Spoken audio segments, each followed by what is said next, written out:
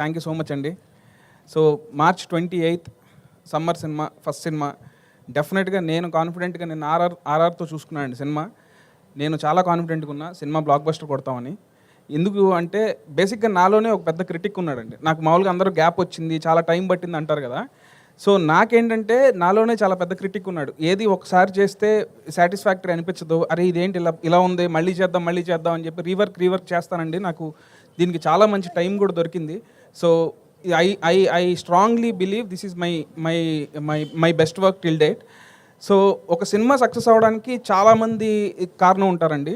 ఎందుకంటే ఈ సినిమాకి ఇంత బాగా రావడానికి రీజన్ అయితే మా ప్రొడ్యూసర్ రవి గారు, నవీన్ గారు, వీళ్ళే కనుక లేకపోతే, అంటే కథ చెప్పినప్పుడు ఇంత స్పాన్ ఉందని చెప్తే మేము కథను నమ్మి సినిమా చేస్తాం, బడ్జెట్లు కాంబినేషన్లు నమ్మి కాదు. సో నీకు కథ నచ్చింది మాకు, సో నీకు ఎంత స్పాన్ ఉన్నా ఓకే అని ఇప్పటి వరకు నో క్వశ్చన్స్ ఆస్క్డ్ అండి. So thank you so much Ravi sir and Naveen గారు. సో మీరు లేకపోతే మాత్రం సినిమా ఇంత బాగా వచ్చేది కాదు, నేను ఇంత కాన్ఫిడెంట్గా ఉండేవాడిని కాదు సార్. అండ్ ఈ సినిమాకి నాకు ఫస్ట్ నుంచి బ్యాక్ బోన్ ఎవరంటే నితిన్ అన్న.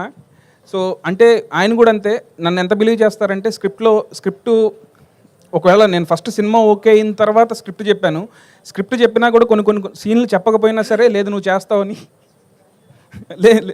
చేస్తావని ఆ కాన్ఫిడెన్స్తో ఏ రోజు ఏ క్వశ్చన్స్ అడగలేదు. అండ్ నాకు లాస్ట్ మినిట్లో ఒక ఈ సినిమాలో హీరోయిన్ చేంజ్ అయిన సిచ్యువేషన్ వచ్చినప్పుడు కూడా నేను లీలాను అప్రోచ్ అవ్వగానే తన విని అసలు బ్లైండ్గా ఈ సినిమా చేస్తున్న వెంకి, డెఫినెట్గా నాకు ఈ సినిమా కథ నచ్చింది and I love your direction అని చెప్పి సినిమా ఓకే చేసినందుకు Leela thank you so much Leela. And నేను రాజేంద్ర ప్రసాద్ గారికి చిన్నప్పటి నుంచి చాలా పెద్ద ఫ్యాన్ అండి. మా నాన్నగారు కూడా ఆయన సినిమాలు తీసుకెళ్ళేవాళ్ళు అన్ని సినిమాలకి. సార్ ఈ సినిమా మాత్రం మిమ్మల్ని ఊహించుకొని రాశాను sir. John Snow character Janardhan Sunnipenta నుంచి ఆయన ఏజెంట్ జాన్ స్నోగా మారి ఈయన ఎంత ఫన్ చేస్తారనేదే సినిమాలో మీరు అందరూ చూడాలండి. అండ్ ఒకటి మాత్రం కాన్ఫిడెంట్గా చెప్తున్నాను అండి, ఈ సినిమా సక్సెస్ అయితే నా టీమ్ ఆఫ్ టెక్నీషియన్స్, నా టీమ్ ఆఫ్ ఆర్టిస్టులు అందరూ పార్ట్ అండి.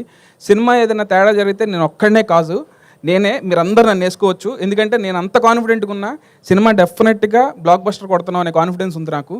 సో సినిమా సక్సెస్కి నా వెనకాల ఉన్న వాళ్ళు, నా టీం డిఓపి శ్రీరామ్ గారు, నా ఎడిటర్ కోటి అండ్ నా music director GV Prakash and నా ఆర్ట్ డైరెక్టర్ రామ్ కుమార్ గారు, ఇలా నాతో పాటు ఉన్న మా ఏడీస్ అందరూ కూడా చాలా బాగా కష్టపడ్డారండి.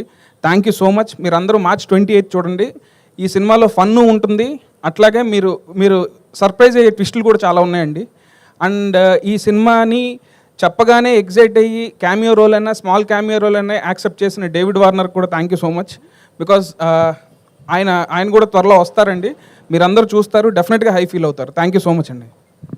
సో ఇలా సర్ప్రైజెస్ ఎన్నో ఉన్నాయన్నమాట. సారీ అండి, ఇందాక మా మ్యూజిక్ డైరెక్టర్ జీవి గారి గురించి